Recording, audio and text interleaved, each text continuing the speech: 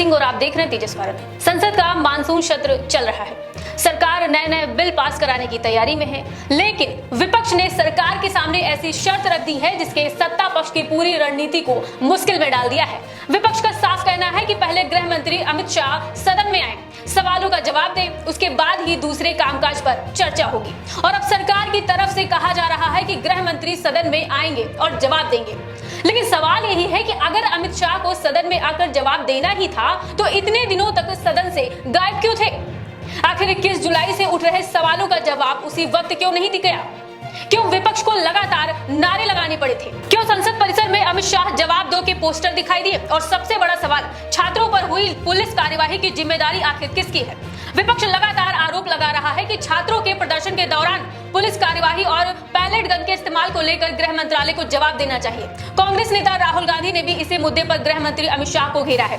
उनका सवाल था कि अगर दिल्ली पुलिस ने गृह मंत्री को जानकारी दिए बिना ऐसी कार्यवाही की है तो ये काफी गंभीर और प्रशासनिक सवाल है। और अगर गृह मंत्री की जानकारी में कार्यवाही हुई है तो फिर इसकी जिम्मेदारी से गृह मंत्री कैसे बच सकते हैं? यानी सवाल दो ही है, जानकारी नहीं थी या मंजूरी थी। विपक्ष इसी सवाल का जवाब मांग रहा है। राहुल गांधी ने अपने बयान में अमित शाह की जवाबदेही पर सवाल उठाते हुए इस्तीफे की मांग तक कर दी। विपक्ष का तर्क है कि जब सरकार अपनी हर बड़ी उपलब्धि का श्रेय प्रधानमंत्री और गृह मंत्री को देती है तो फिर कानून व्यवस्था से जुड़े इतने गंभीर मामलों पर जिम्मेदारी तय करने से पीछे क्यों हट रही है? अब जरा संसद के अंदर का माहौल समझिए। विपक्ष कह रहा है कि अमित शाह सदन में आए, बयान दे, सवालों का जवाब दे, फिर बिल पर चर्चा होगी। यानी विपक्ष ने अपनी लाइन बिल्कुल साफ कर दी है और यही दबाव अब सरकार के लिए बड़ी चुनौती बनता दिखाई दे रहा है। कांग्रेस अध्यक्ष मल्लिकार्जुन खड़गे ने भी सरकार पर तीखा हमला बोला है। उनका कहना है कि विपक्ष कोई असंभव मांग नहीं कर रहा है। विपक्ष सिर्फ और सिर्फ चाहता है कि गृह मंत्री सदन में आए, अपनी बात रखे और बहस शुरू करे। खड़गे ने यहां तक कह दिया कि अगर सरकार जवाब नहीं देना चाहती है तो जिम्मेदारी स्वीकार करे। मतलब विपक्ष का सीधा संदेश है, संसद बहस के लिए है, सवालों से बचने के लिए नहीं है। वहीं आरजेडी सांसद मनोज झा ने भी इसी मुद्दे पर सरकार को घेरा है। उन्होंने सवाल उठाया है कि विपक्ष चांद सूरज नहीं मांग रहा है, वो सिर्फ जवाबदेही मांग रहा है। छात्रों पर कार्यवाही किसके आदेश पर हुई? पुलिस ने किसके निर्देश पर बल प्रयोग किया? अगर पैलेट गन का इस्तेमाल हुआ है तो किसकी जिम्मेदारी है?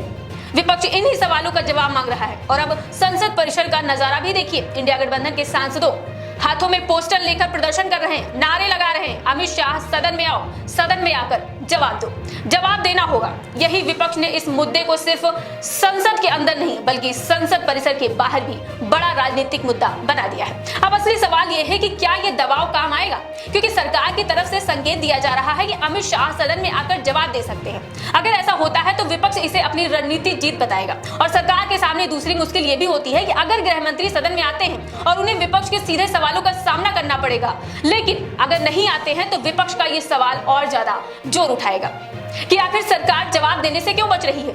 यानी सरकार के सामने अब दोनों तरफ से चुनौतियां खड़ी हो गई हैं। जवाब दे तो सवालों की बौछार, जवाब ना दे तो जवाबदेही से भागने का आरोप। और इसी वजह से संसद का गतिरोध अब सिर्फ हंगामे का मुद्दा नहीं रहा, यह मामला सिर्फ सरकार की जवाबदेही से जोड़ा दिया है। विपक्ष का कहना है कि संसद में सरकार को सवालों का जवाब देना चाहिए। सरकार का पक्ष है कि संसद का कामकाज चलना चाहिए और महत्वपूर्ण विधेयकों पर चर्चा होनी चाहिए। लेकिन विपक्ष कह रहा है कि पहले जवाब दो फिर कामकाज। अब देखना होगा कि अमित शाह सदन में कब आते हैं। क्या वो विपक्ष के सवालों का विस्तार से जवाब देंगे? क्या छात्रों पर हुई पुलिस कार्यवाही को लेकर सरकार अपना पक्ष साफ करेगी? क्या कार्यवाही की जिम्मेदारी तय होगी? और सबसे बड़ा सवाल, क्या अमित शाह विपक्ष के दबाव के बाद सदन में सिर्फ बयान देंगे या विपक्ष की मांग के मुताबिक जवाबदेही भी स्वीकार करेंगे? फिलहाल इतना साफ है कि संसद के इस सत्र में सरकार के सामने विपक्ष ने एक ऐसा सवाल खड़ा कर दिया है जिसने बचना शायद मुश्किल हो गया है। क्योंकि विपक्ष का संदेश साफ है, सवाल पूछे जाएंगे, जवाब मांगा जाएगा और जवाबदेही तय होने तक मुद्दा छोड़ा नहीं जाएगा। अब गेंद सरकार के पाले में है। अमित शाह सदन में आते हैं तो क्या करते हैं, किस सवाल का जवाब देते हैं और छात्रों से जुड़े इस मुद्दे पर सरकार की स्थिति क्या कहती है?